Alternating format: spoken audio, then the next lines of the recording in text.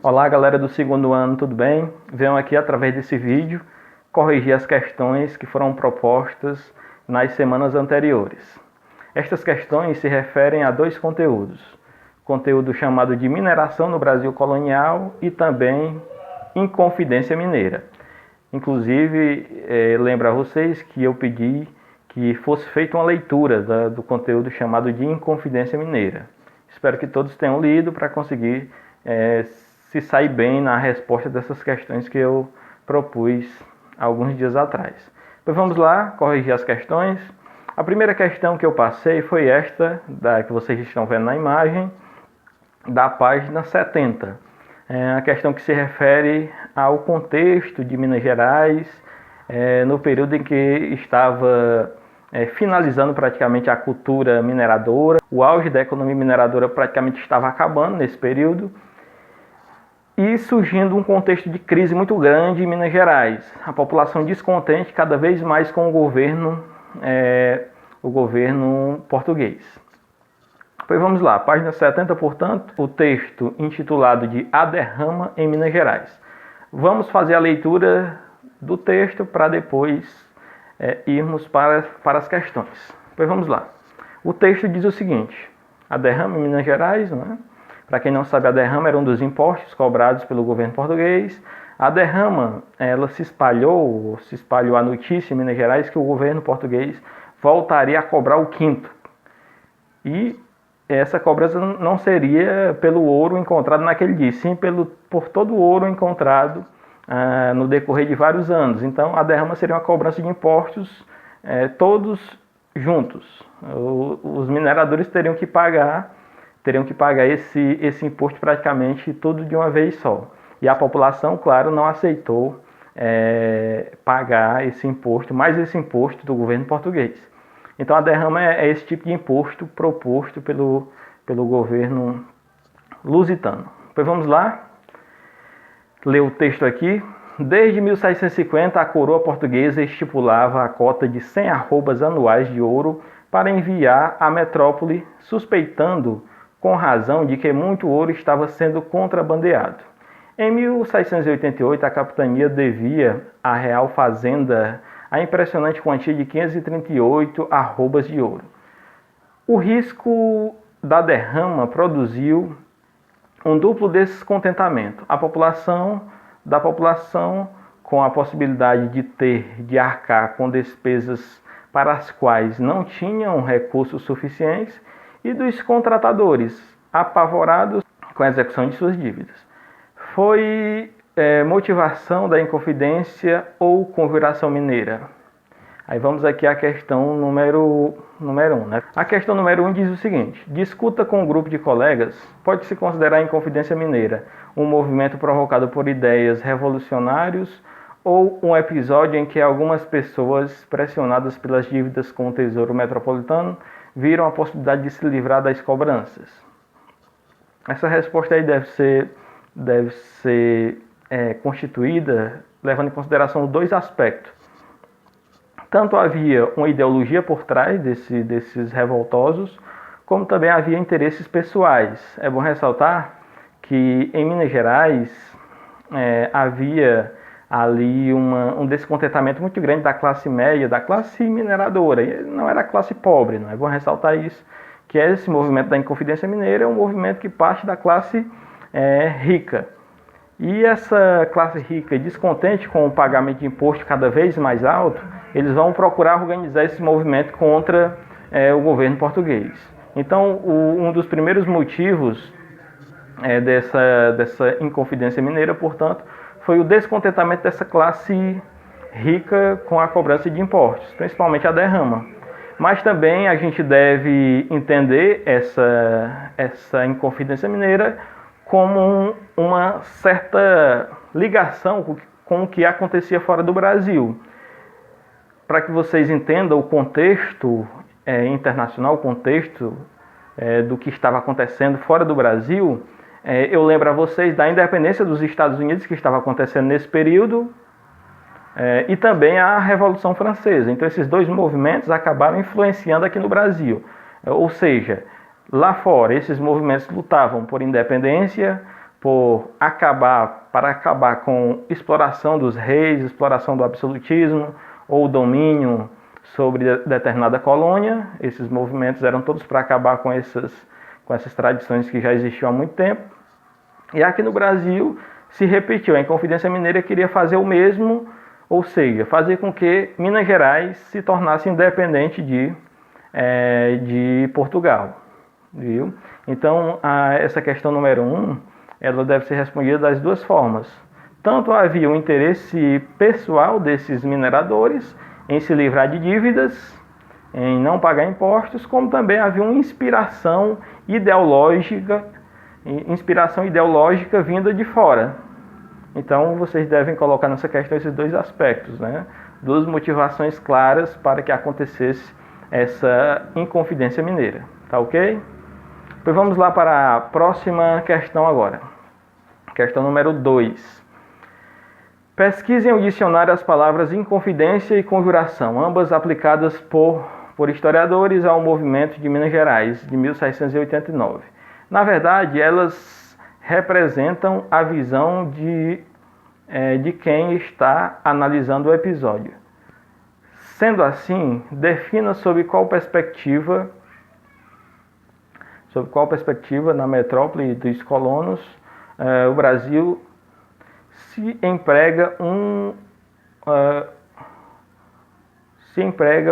ou outro termo. Discuta com seu grupo qual delas melhor define o movimento de Minas Gerais, tendo por base informações do capítulo.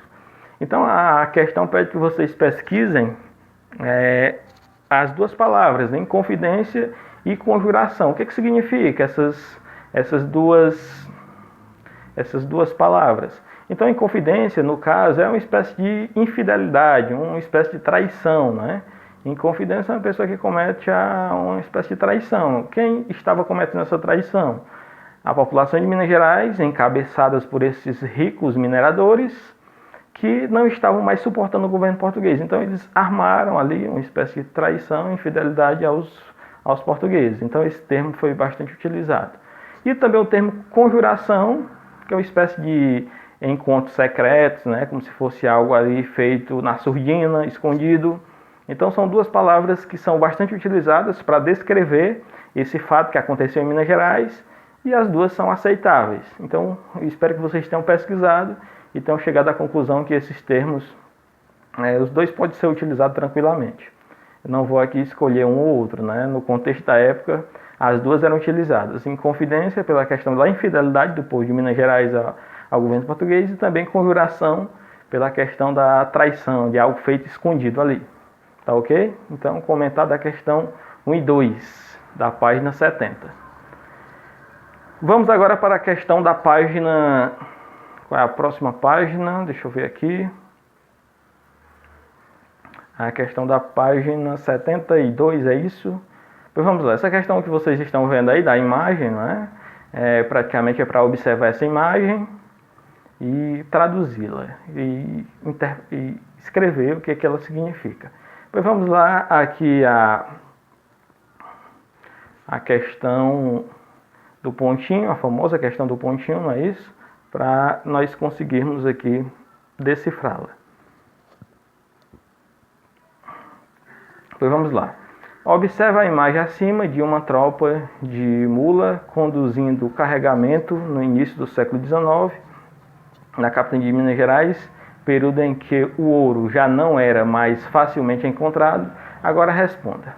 Letra A. A criação de muares na região do Rio Grande atendia a que mercado consumidor? A resposta, o mercado consumidor, quem era que consumia esses produtos, desses muares? Muares é isso que vocês estão vendo na imagem aqui, né?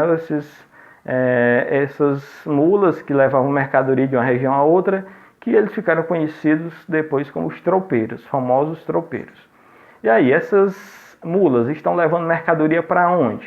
Se vocês observarem na imagem, vocês percebam que elas estão levando mercadoria, né, no lombo. É só vocês observarem, né, que claramente elas levam mercadoria no lombo, que demonstra toda essa atividade no período do Brasil colonial, principalmente na época da descoberta do ouro.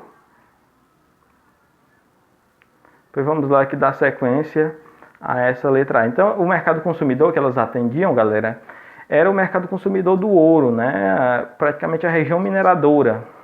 Qual era essa região mineradora? Principalmente Minas Gerais, que consumia bastante os produtos transportados por esses tropeiros, como também Mato Grosso, Goiás, era praticamente a região que mais se encontrou ouro nesse Brasil colonial. Tá ok? Então, letra A respondida. A letra B. O termo tropeiro pode se referir ao condutor de mulas que seriam vendidas.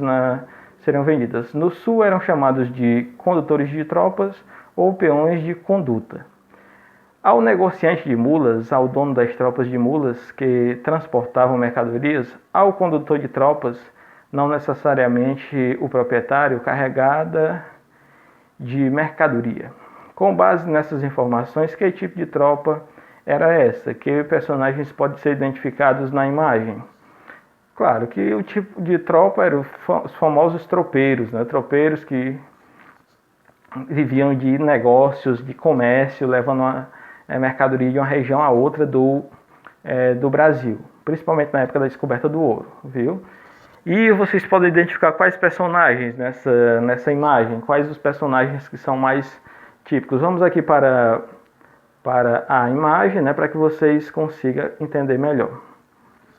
A gente observa aqui pela vestimenta, a vestimenta que existe aqui, uma compreensão de que estes são os donos da tropa, né? Vou circular aqui para que vocês tenham uma base sobre isso. Ó, esse daqui que está com o guarda-sol, a gente entende que ele seja o dono da tropa. Pela vestimenta, pelo guarda-sol, né? A gente percebe que a vestimenta dele é um pouco mais diferenciada das demais. Essa daqui provavelmente é a mulher dele, a gente percebe que é uma mulher pelo chapéu. E esse chapéu era um chapéu que pertencia à classe rica na época, viu? Vou ressaltar esse detalhe. Então, os personagens que eu estou identificando são esses, os donos das tropas. A gente observa também, deixa eu ver aqui quem mais que aparece. Aqui a gente entende que seja um capataz, esse de cavalo branco aqui, é o capataz. A vestimenta dele é um pouco mais simples, ele está conversando pelo que eu vejo aqui, ele está conversando com o dono da tropa. Então ele é um capataz que está a serviço desse dono. A gente percebe também alguns escravos, né? Alguns escravos. Observa aqui, ó, um escravo desse lado aqui. Um escravo, né? Por ele não ter cavalo e a pé, sofrimento imenso. É bom ressaltar que essas viagens eram longas, cortava-se praticamente todo o Brasil, né? Saíam do Rio Grande do Sul em direção a São Paulo, em direção a Bahia, passando em Minas Gerais, passando em Mato Grosso, Goiás. Então era uma viagem longa e esses escravos, né, acompanhavam, claro, obrigados, acompanhavam a pé. Imagina o sofrimento que era, não é? Absurdo. Sim, e a gente percebe aqui também nessa imagem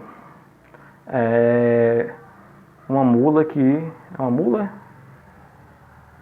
Algo que está morto aqui, né? Os urubus em volta, etc, né? Então, são situações, uma imagem muito bela desse Brasil colônia refletindo, destacando a atividade dos tropeiros nesse Brasil colonial.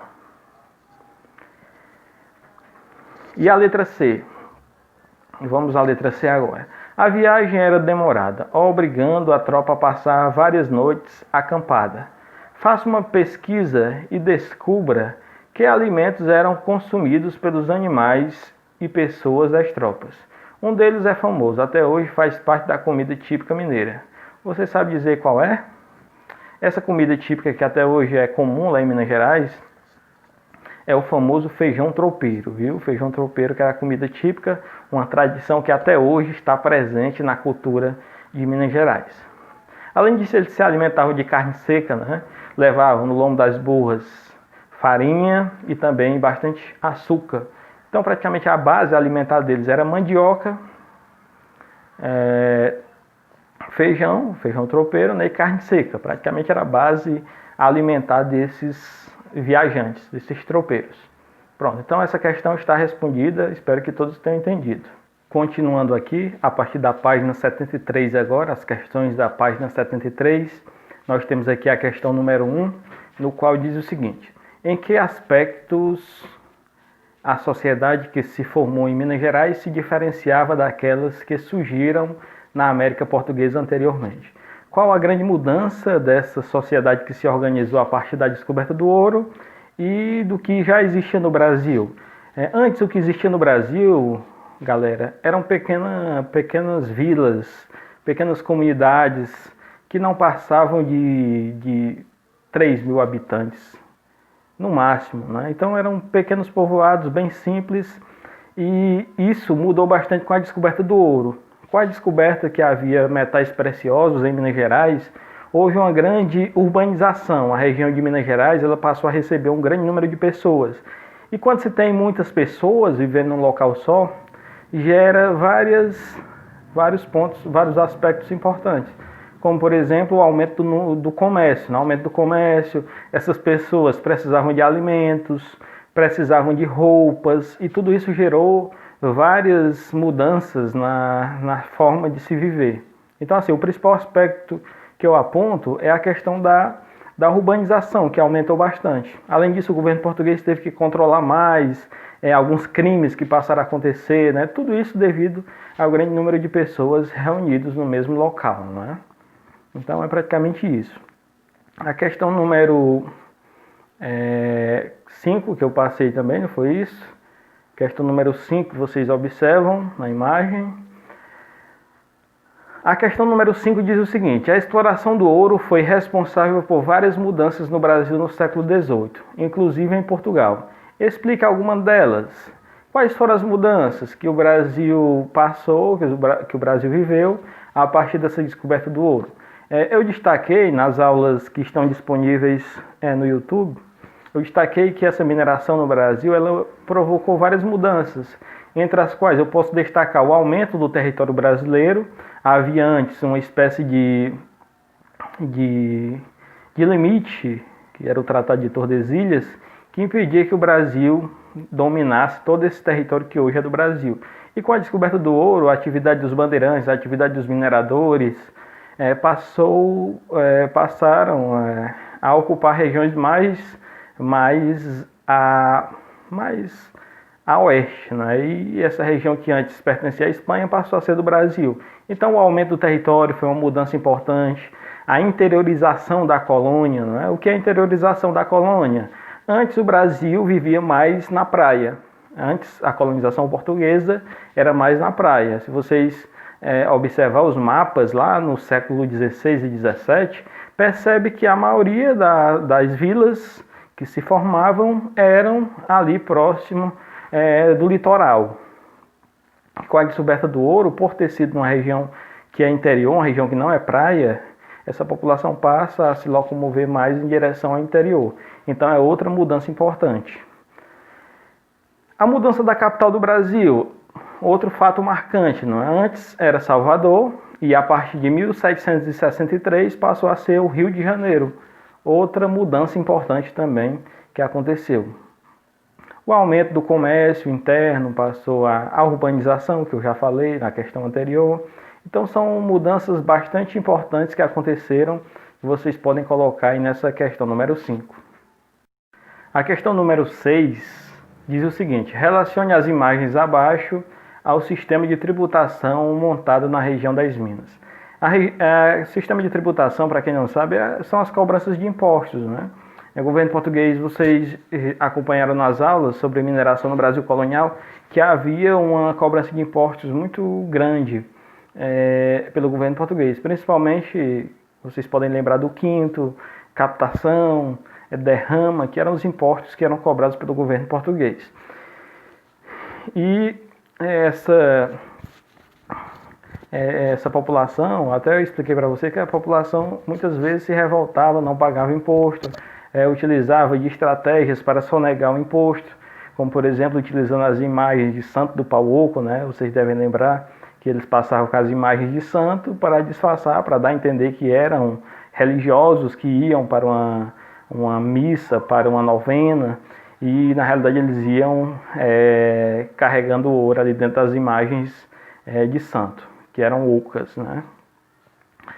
Então havia muito isso. As negras de tabuleiro também costumavam colocar pepita de ouro dentro do cabelo alto das escravas, e era costume elas colocarem o ouro para disfarçar, não é isso? Então vamos lá, relacione as imagens abaixo ao sistema de tributação montado na região das Minas. As imagens que a gente pode observar aqui, quais são? Vamos lá observar aqui elas. Essa imagem aqui que vocês estão vendo, essa daqui que vocês estão observando circulado, é a famosa balança, né? Essa balança era utilizada, claro, para pesar o ouro e retirar o quinto. O quinto, que era o imposto cobrado pelo governo português, né? Depois desse ouro pesado, ele era colocado em alta temperatura, ele chegava em forma de pepita e esse ouro era transformado em barras. E aqui a gente observa do outro lado o ouro em barras, que vocês podem acompanhar aqui, né? Essas barras que tem como detalhe, vocês podem acompanhar nas imagens, o selo real. A gente observa aqui o brasão do governo português, né? Se vocês observarem aqui tem um brasão, aqui também, que se refere, claro, ao ouro quintado. Então a população, para circular com ouro dentro da capitania, dentro da colônia aqui do Brasil, deveria esse ouro estar já em barras e com o selo real e também com a numeração. Se vocês observarem nessas imagens aí, todas elas têm numeração, claro, numeração para identificar a identificação desse ouro, viu? Então era isso. A partir do momento que esse ouro estava em barras e com o selo real e com essa numeração, dava a entender para as casas de fundição, dava a entender para a intendência das minas, que esse ouro já tinha sido quintado, que ele já tinha sido cobrado imposto sobre ele. Então a pessoa, o minerador, poderia circular com ela livremente, viu? Então é isso, galera. A última questão, não tem uma imagem dela aqui, mas só para comentá-la, é uma questão que se refere à Inconfidência Mineira, e para que vocês apontem a diferença entre a Inconfidência Mineira e os movimentos que aconteceram antes no Brasil. É bom ressaltar que a Inconfidência Mineira já era um reflexo do que vinha acontecendo no Brasil anteriormente. Várias revoltas pelo Brasil. Em Minas Gerais já tinha acontecido algumas revoltas, principalmente por causa dos abusos do governo português. Uma diferença entre a Inconfidência Mineira e as demais revoltas que aconteceram anteriormente, eu posso lembrar aqui da Balaiada, Sabinada, que eram revoltas que aconteceram aqui no Brasil, que essas revoltas elas tinham caráter interno, caráter particular. Elas não tinham um ideário maior como tinha a Inconfidência Mineira, que já era o ideário de independência, de tornar a região de Minas Gerais livre do governo português. Ou seja, a Inconfidência Mineira já era um movimento separatista, enquanto que as revoltas anteriores não tinham esse interesse, esse objetivo. Então a grande diferença é isso. Mas é bom ressaltar que a Inconfidência Mineira já é um reflexo do que vinha acontecendo no Brasil em períodos anteriores, principalmente marcado por revoltas. Então é isso, galera. Correção realizada, comentada aqui as questões com vocês. Espero que eu tenha ajudado no entendimento dessas questões. Então é isso. Abraço. Bons estudos.